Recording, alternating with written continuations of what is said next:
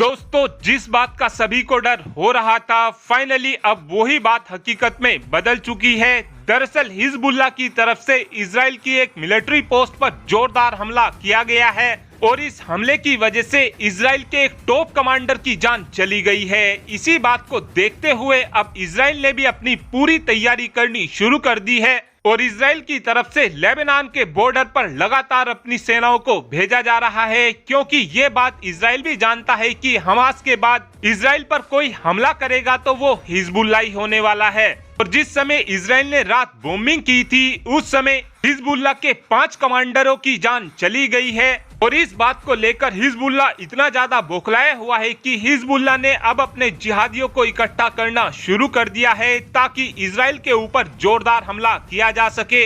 इसी बात को देखते हुए अब अमेरिका भी हरकत में आ चुका है और अमेरिका की तरफ से सीधे ही ईरान को धमकी दी गई है और ईरान को बोला गया है कि ईरान इजराइल और गाजा के मामले में ना तो पड़े और ना ही इस जंग को लेकर कुछ भी बोलने की कोशिश करे, और यदि फिर भी ईरान हमारी बात नहीं मानता है तो ईरान अंजाम भुगतने के लिए तैयार रहे।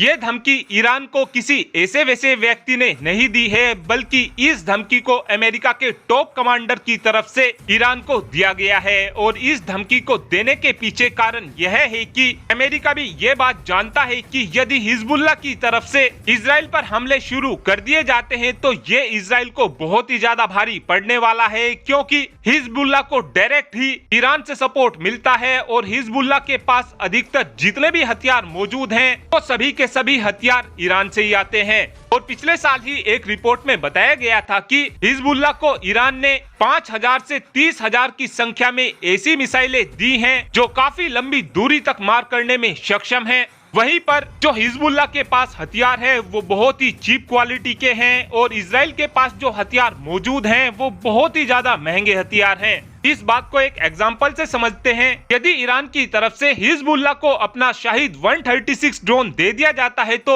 ये इजराइल के लिए बहुत ही ज्यादा घातक होने वाला है, क्योंकि इस एक ड्रोन की कीमत 6 से 7 लाख रुपए होती है। वहीं इजरायली इन ड्रोनों को अगर अपनी तामीर मिसाइल की मदद से मारता है तो एक तामीर मिसाइल की कीमत ही 65 लाख के आसपास है। और तामीर मिसाइल वही मिसाइल है जिसका इस्तेमाल आयरन डोम में किया जाता है।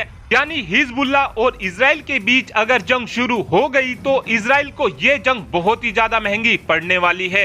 इसीलिए ही अमेरिका की तरफ से लगातार ईरान को धमकी दी जा रही है ताकि ईरान इस युद्ध में कूदने की कोशिश ना कर सके। आपको क्या लगता है कि यदि हिजबुल्लाह जंग के मैदान में कूदता है तो क्या ईरान हिजबुल्लाह को हथियार देगा, हाँ या फिर ना? इस बात का आंसर आप कमेंट बॉक्स में दे सकते हैं। Thanks for watching this video. Have a good day.